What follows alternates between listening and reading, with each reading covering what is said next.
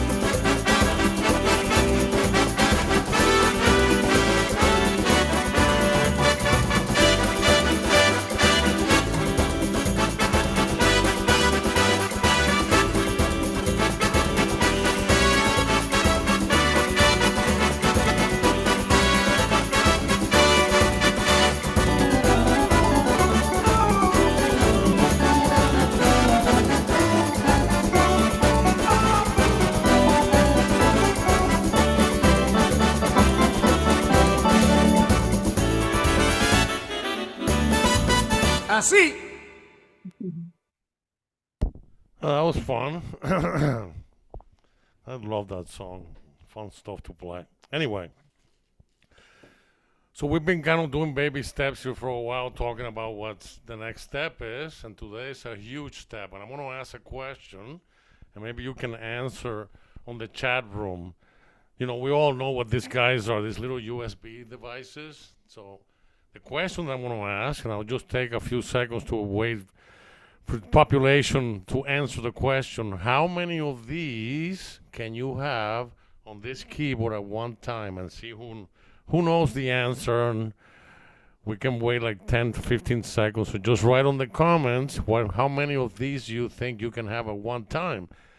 And then it reflects in the window itself how many of them you have. So 10, 9, 8, 7, 6, 5, 4, 3, 2, 1. And we have Karen says 3, Jerry Childress said 3, Cynthia Gorman says 3, Georgia says 3. Wow. Stuart Miller says 3. I guess I don't have to teach you about that at all. You are correct. And the ones that maybe the ones that didn't answer because they don't know the answer, the right answer, of course, is 3. There's one right on the front here, right here, on the front of the right-hand side. And if you go right behind this little speaker here on the right side of the keyboard, right behind there's another location where you can have another one of these. And then if you get on the floor and you turn yourself upside down, there's a drawer down there with a little Phillips head screwdriver. You just unscrew that, and you can insert another one of these. Uh, the one down there is kind of special. I have a stick that I have over 3,000 styles. So under mine, I keep that so I can always access the stuff that I'm looking for. But that one's kind of hard to get in and out because you have to open the drawer and all that. But when you have 3 of them on the display, you will see USB 1, 2, and 3. And the way they work is the first one that you put into it becomes number 1. The second one, 2, and 3. So if I put under here the first one, it'll show as USB 1. And that's how the locations get assigned by the keyboard. So for now, the way that I use it the most, I use 2 of them. One on the front here on the right-hand side of the keyboard, and then another one right behind the little speaker. There's another spot right where the HDMI line out is. So you'll see it. So you can always keep both in there. So the thing we're going to talk about today are several important things, but not difficult to understand. As we keep moving forward, hopefully you'll start realizing that all this is a big computer, and we use the touchscreen to navigate all the different benefits and the different menus that the keyboard has to offer. So what I'm doing today, I'm sharing some information with my iPad. So I'm going to search the first window here. Okay. And it takes a little while for some reason to allow me to share it. But here we go. So this is going to be my iPad. And I took several pictures today, so that way you don't have to worry about what I'm doing or not doing. So if I go to my photos, the first picture I took was the main screen. And it takes a little while here to see it. There it is. So when you power up the keyboard, we refer to the screen as the main screen. If you're in anything else, you want to keep hitting exit, which is right outside the window on the right side, to get to this window. What I want to talk about today, instead of talking about right 1, right 2, and right 3 on the right-hand side of the voice select, I'm going to hit something here to make sure that I can edit this mode here, and I'm going to use a red marker. If you notice, I'm circling this thing called right 1, and it's lit up, and you see the name is called SFX Concert Grand. If you notice, right 2 and right 3 are turned off, and so is the left. So this is another way to populate sounds on this keyboard. If I'm not happy with the sound that's included on right 1, as you see it right now that I'm marking, you can actually touch the picture of the piano, and then that will open up what sounds you can put on right 1. And then right on the screen, you can actually touch right 2 and turn it on, or right 3 and turn it on, or the left side where your chords are and turn it on. So you can run this entire GENOS tool right by the main screen itself. So that's kind of, I wanted to talk a little bit about that. The next picture that we see is how do we access the registration. And a lot of you are still battling me. You're still fighting me. Right underneath the big screen, you have these 10 presets called registration memory. And the best way, and I've played enough of this keyboard for many, many years, the best way to access that information is to touch. Oops, sorry about that. Oh, Jesus. Revert. No. Okay, I'm on the wrong one here. I don't know what I did. Cancel. There we go. In order for you to access, the best way is to touch just two different buttons here. And it's the plus and minus at the same time. You got to be careful that they're placed at the same time. If you do minus or plus, you're changing the choice of registration you're working with. So if you just touch 2 of them at the same time, it'll bring up a window on the screen where you can select in the window what you want to access. If you notice here on the left side, after I hit those 2 buttons, I have these guys here on the left. I can choose the user, which is what built in the Fletcher Music Edition. And those are the things that we uploaded up front when you bought the keyboard. USB 1 is depending on which one you put in, would have been the one on the right hand side as we talked about earlier, or the USB 2 which is behind the speaker. Expansion is something that some people have and some don't. That's something that you can do on your own if you wanted to. But I just want to concentrate on these three items today. A user, which is built into the keyboard. Anybody that bought it from Fletcher Music has the Fletcher Music Edition. And then that populates under the user all the things that are available for you to choose from. And then USB 1 and USB 2 are things that you have downloaded from a classroom or things you're currently working on. And that's kind of how that works. So once again, going back to the previous picture, you'll have the plus and minus at the same time, and then you'll have access to this window, user USB 1 and USB 2. Now, what we're going to talk about today is when you select registration and you're building your own 1 through 10 and you're memorizing that. We've done 3 weeks of that, so I think that's enough for today.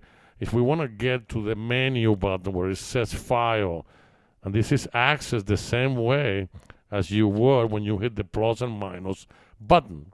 And that allows you to select what you've been working on and then hit the File button. The File button, just like a computer, it has, it looks like a folder there. And when you hit it, the communication with the user at this point opens up this window where you can now select it to do many things. You can rename, you can copy, you can move, you can delete, or you can save. Most of the times, the one that I use is the save one. But if there's a file that you're not happy, you can certainly hit the delete button. That'll delete the file. If you made a mistake in naming it, you can rename the file. You can copy it and move it somewhere else, or you can move it if you know where you're going. Once you move it, you can't go back to where you had it. So you got to be very careful. And all I want to concentrate today is on the saving part of this keyboard. So once you created a registration on your own and you would like to save it, you hit the minus and plus at the same time. We get the previous screen where we had the File button, remember? This file on the top window. After you push that, the next communication will be the Save button. And then after that, it opens up what they call a query, or whatever they call it, Save Here. So you pick the location where you would like to save it, USB 1, USB 2. I would recommend highly not to use the user. That's what the Fletcher Music stuff lives. So maybe USB 1 and USB 2, and then hit Save Here. And then finally, the window that we all love, which I learned something in Florida while I was there. Come on, change the picture. It's called query. I don't know how to say that. How do you say that, Robert? Query? Or? Just as it says, QWERTY. QWERTY. And I didn't QWERTY. I didn't know that, Robert, until this trip. If you notice down here, look at the words QWERTY. QWERTY keyboard. The only problem that has that, and I hate to bring Lowry into the picture today, but Lowry has this QWERTY keyboard on the Aria. I'm just mentioning that so you see where QWERTY comes from. I didn't know that until I saw that. And then at this point, you will use this keyboard to type in the name that you want to do. And when you're done, hit the OK button at the bottom here. So name it whatever you want to call it. There's a big amount of characters you can have in here. It's a pretty long list. So be kind of accurate. Don't do what Marco does. He calls it a short name, and then I can't find it to save my life. So if it's the sound of music, don't put music sound, and then you can't find it. So be very good about the that. QWERTY keyboard, the idea of the word QWERTY is that it's equivalent to a regular typewriter. I see. So so if you go on a regular typewriter, it looks exactly the same. And this was a big deal back when BlackBerry first came out with when you can type on the phone. Yeah. Was commonly referred to as it has a QWERTY keyboard. And the big deal was that if you're used to using a typewriter, that everything's in the same location.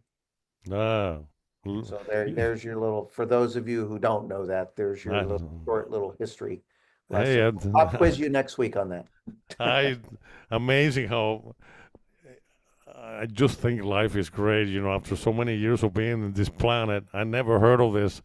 I've seen it, but I was too embarrassed to ask. Because I said, "Well, in Cuba, we don't have QWERTY." So, and then one of the teachers in at the villages was the one that said, "Oh, that's QWERTY." And then she explained it to me and said, "Wow, after 60 years on this planet, I never heard of that." So I learned something. So this is really, really important what we're talking about today. That's specifically to saving presets on a USB. So let's go back to me, Steve. Well, I guess I'll stop sharing. We have some other stuff to talk about, but let me just stop sharing. Stop sharing. Okay. All right. So I'm, I'm getting a lot of feedback from people, and there's only one person that was not happy with the flow. Everybody else was pretty happy, even if we repeated information. Uh, all of these machines take a few weeks to really get acquainted with it. And the problem that we have with this particular model is that it has a lot of choices that most keyboards or organs or digital pianos don't have. One thing that you need to know about Yamaha, this is the platform where everything starts from. So this is the flagship for them. Everything that has ever been invented musically exists in here. And then they break it down, even from the Clavinova. The Clavinova is a digital version, a digital piano version of this one that has 88 keys and weighted action. But then everything from underneath that, all the sub keyboards underneath this line come from here. And then they just take things off. And then they build a new keyboard based on that platform. So they don't give you access to all the things. And that's why when I try to convince John Riley and Robert Roman into carrying this, it was very important. I had that conversation with them, and we're gonna sell something. Our people are used to having the best that there is. So let's offer the best Yamaha makes. So this is where everything starts, and they call it the flagship. It's a portable unit, but internally it's more than any instrument that Yamaha has ever come up with. And that's why we little by little keep covering things on our classroom. The next subject, and this is a subject that has been a real touchy point, and I'll try to demonstrate what I mean by that. When you play the piano sound, just go here to right. I went to right one on the keyboard. I went to presets, and when I hit piano, I have everything populates in the piano, and that's like 50 some pianos, and they always start with the first one called CFX piano, CFX Grand. So and it's a problem of mine, it's not your problem. When you use the piano and you have no touch, everything sounds loud. So the reason I like to have the touch, if I'm playing softly,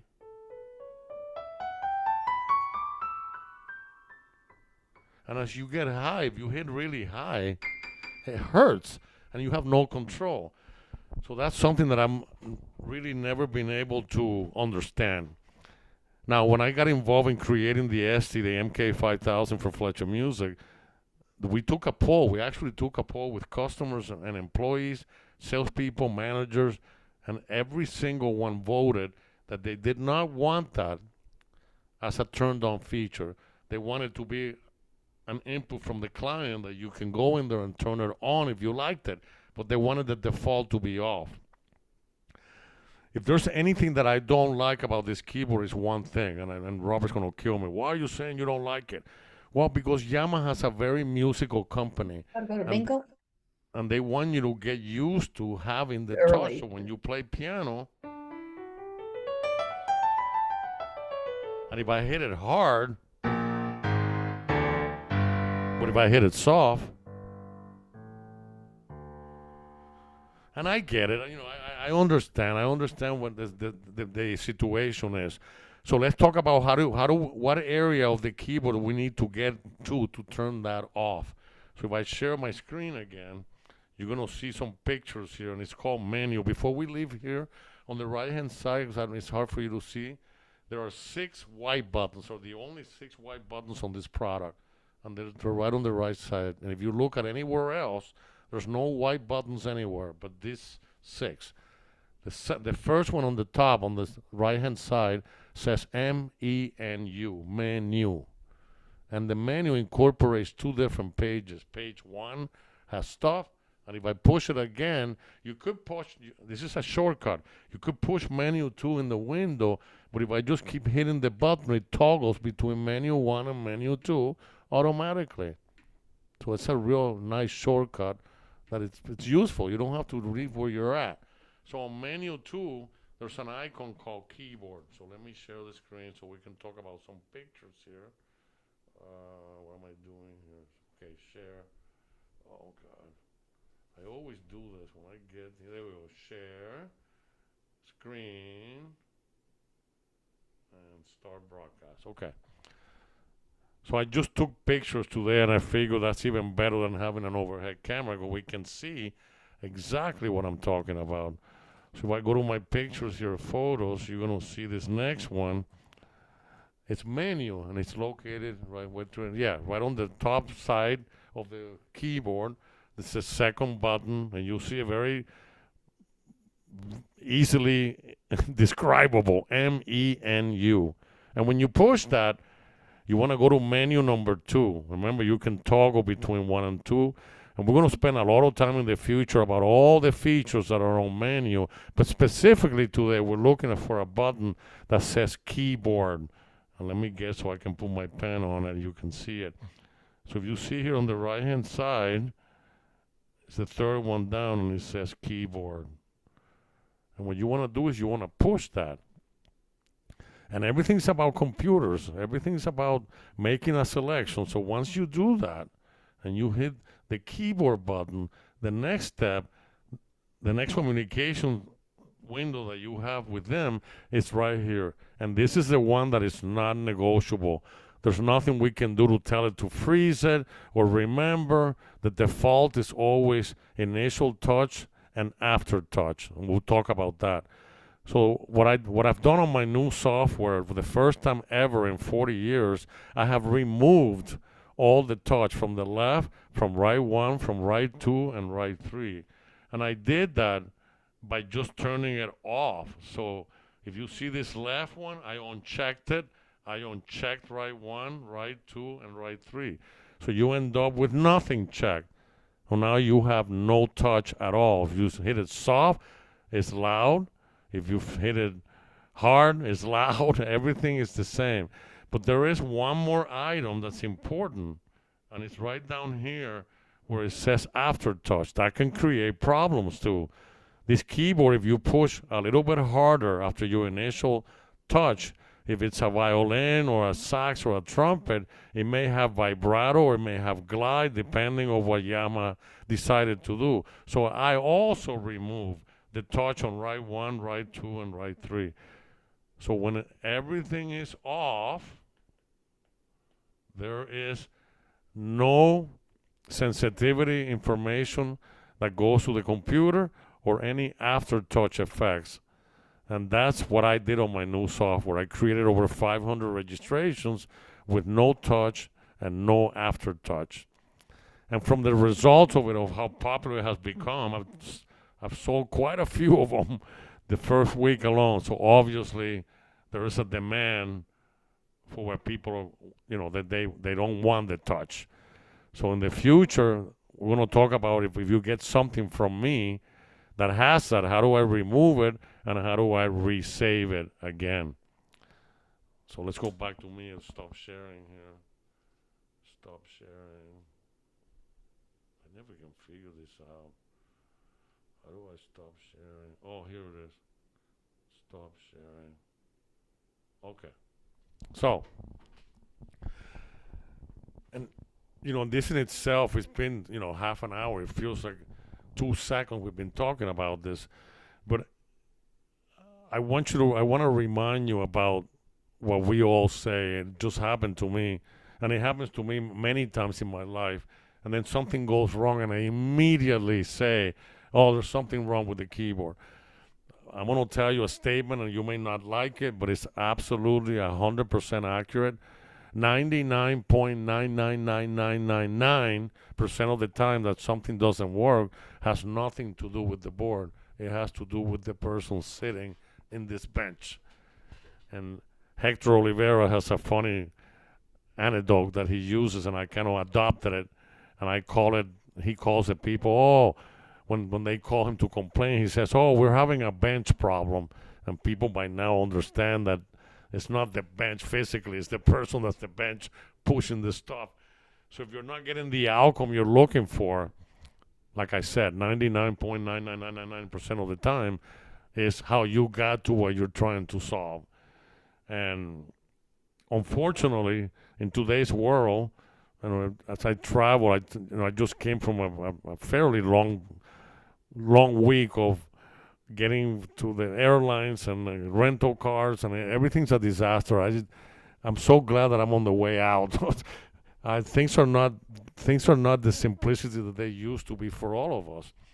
Renting a car, it's like you might as well apply for become an American citizen. This question and that question and this deposit and that deposit and this sign here, and it's like a paperwork almost as big as buying a house just to rent a stupid car for a week. It's crazy. So, unfortunately, in 2024, we live in this age and today's world that is full of stuff that they want you to be able to manipulate. So not everything here is going to apply to you. If there's things that you wouldn't want to do, the delay, the attack, reverb, brilliance, all kinds of things. So it's available, but I don't want you to get too bogged down with trying to understand every little detail that this keyboard will do. Like I said, I have a bachelor's degree in music, and when I got my degree, we concentrated in music. And they said, "Well, why are you saying this?" Well, we just need to know what's important to you. What are you looking for? What are the things that you're not happy with? Like harmonies. How many harmonies does it have? It has more than any product you've ever owned. What can I do with the voices? If you don't know what you're doing, you can take a piano and make it sound like a cat. So you got to be very careful that you understand what you're doing. But at least the raw product, the raw sample, is as good as it's going to get if you just push the name of it. If I push violin, it's awesome. If I push vibes, it's awesome. If I push sax, it's awesome. And then you can, I would imagine the touch is one of the most important things to a lot of people. So I would go to menu to keyboard and then remove the touch from the result, and then it's okay. And I see that what I've been doing the past couple of months for Robert is they make appointments in the store, and then the first thing I always say, "Would you play something for me?" And they also, "Well, what do you want to see me play?" And I said, "Because in 30 seconds I can diagnose your disease." And I mean that like a medical doctor. I believe my knowledge in music and my time, that involvement in this life is so long that it doesn't take me long to see what the problems are. And I normally step away because people get very nervous if I stand next to the keyboard or the organ, and they start getting nervous. I say, "Well, I'm going to just go in the rear, just play anything." And then I'll come up with a recipe that if you need to do this and you do this and this and this, your playing will be 90% better than what it is now. And a lot of it has to do with the knowledge of the product. So that's I realize it's important that you want to learn, but we don't want to rush this. I know our time is limited, meaning what we have left, but I don't want to turn this into something that's so frustrating that you don't even enjoy playing it. There's enough things that are built in. The Fletcher Music Edition has all these awesome presets, all this classroom content.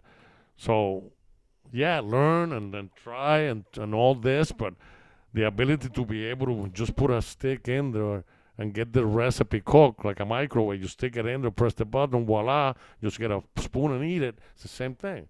Put the thing in there, find something that I've already done. Maybe you have to play around with it, take the touch off, change the tempo, and all that stuff, and then it's time to eat. You don't have to worry about spending 97 hours trying to spend 2 hours setting it up to play a song that lasts 3 minutes. So I get it, I understand, and you don't. I want to get the association that a lot of people have that you have to be computer savvy to do this, and the answer is absolutely not. Everything in here relates to music, the internet and the emails, and making payments online on auto pay and all that. There's none of this here. If it doesn't relate to music, it's not going to be involved in here. But there's a lot of things in music that can be manipulated, obviously. So if you knew what you got is sitting in your hands, you have the most sophisticated piece of equipment that has ever been fabricated in the world. And I mean that sincerely. I've been following this company for years, and I've always been very impressed with three things. First of all, the quality of it. It's outstanding. Chances of you having any problem with this are next to 0%. It is still made man-made. I've been selling Yamaha product, specifically the last two series, GENOS 1 and GENOS 2. And if you have a problem with someone that plays 17,000 hours in a year, and then you start wearing down the start and stop button, and then you can just order one of those new ones, and if you're savvy enough, you can put it on. So it's on the strenuous amount of use, and none of us will, even me, after all these years and all the hours, I have never ever had a service call on any of this product. Number two, the company's musically oriented. They make motorcycles, they make engines, they make all kinds of stuff. But when it comes to the Yamaha music side of it, it is a music company. They're very serious about learning. They're very serious about teaching. And I had to attend at one time what they call a Yamaha University school. Now, I'm way ahead of the plate, and they take a mundane human being that's walking in the street and teach him enough to be able to teach other people music. My knowledge of music is far beyond that, but I still had to get certified. And then number three is the context and the quality of the stuff that you're having. And remember that the reproduction of this product, of the sound, relies on two very small speakers that we call monitor speakers, and then a little subwoofer at the bottom. And if you're sitting right here, and you these are movable, by the way. I don't know if you can see that. They can rotate around. So if you find it too offensive, you may want to push them away from you so they speak to the outside. Because I'm half deaf from birth, I like to angle them so they shoot me right in the face. And then the bass on the front of the subwoofer, you have a master volume in the rear of the sub, and on the front of it, right next to the power button, there is how much bass you want. So if your keyboard is not strong enough, you may want to check the rear of your subwoofer, and then there's a master volume there. If that volume is not set to maximum, you're not going to get the best sound possible. You can still control your overall volume by the volume control, but if the volume on the subwoofer is not set to 10, you're never going to get the amazing sound that this can reproduce. So next week we're going to continue giving you stuff. I don't know if you like the format that I did today, but I really like to be able to, because when we have the camera, when I push the button, you don't see it. You see the next screen. So I like the idea of me being able to circle the button, and then you can see it. So we're always trying to get innovative. Where Robert and I talk more than you guys know. We're very good friends, but we're also in the lookout of how can we make the experience just over and above what anybody else is out there. And because of that, we have people that reach to us, people from all over the world that give us emails or texts, and they're interested in what we do and they want to be a part of it. So you may not see it here on the classroom, but we literally have thousands of people that follow what we do. And I think the presence, what Robert is doing, or putting it in social media, is extraordinary. because this is a quality product and we have a quality teaching method that I believe would help thousands of people. You're not the only ones that gets confused with this. So you can get a guy like myself that's pretty well rounded on how it works, and besides that, it's a good musician in his own accord. Then you have the best of both worlds. So anyway, Robert, I'll turn it back to you. I don't know if you're still there, but that's really all I got for today. So you there? Maybe not. Steve, is he still there?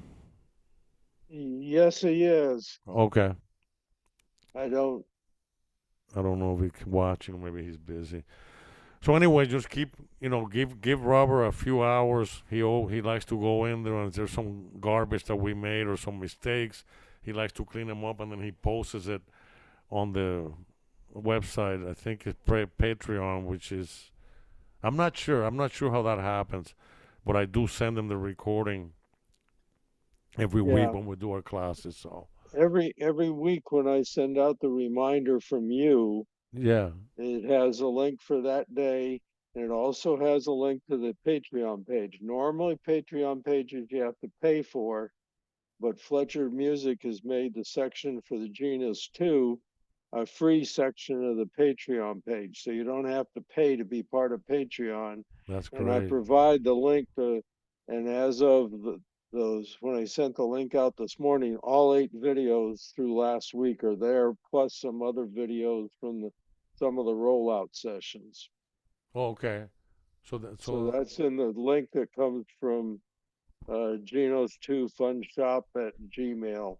so the viewing, they just click and there's no payment. They're okay. Yeah, here, you Okay. want me to share it? Sure, 'cause I don't know how that works. I know because I see it.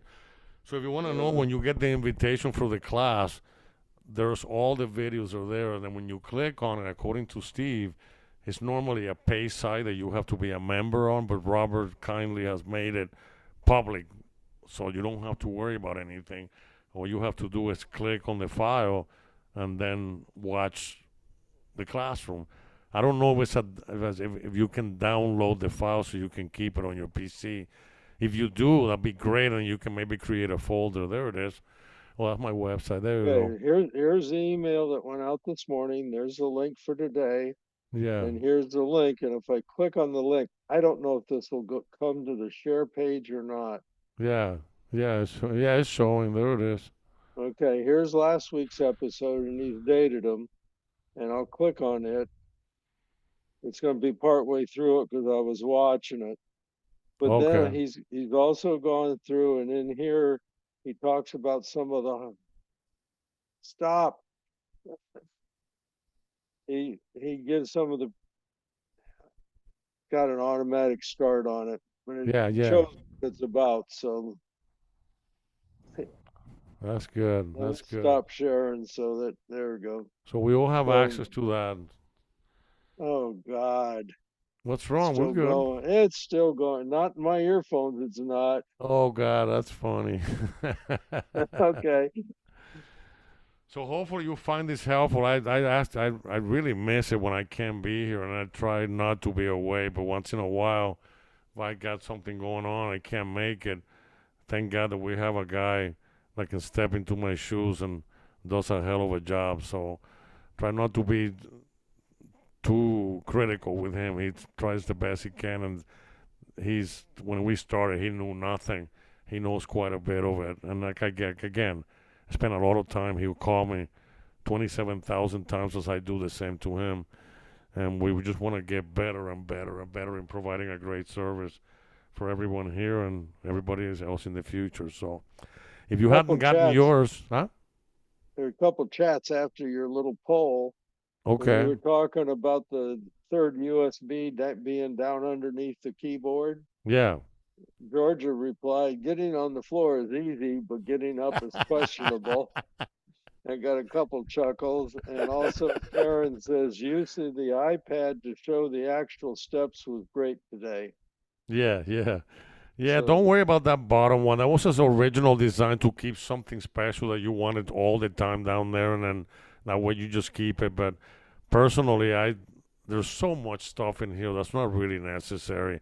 On the Genos 2, I have not done that.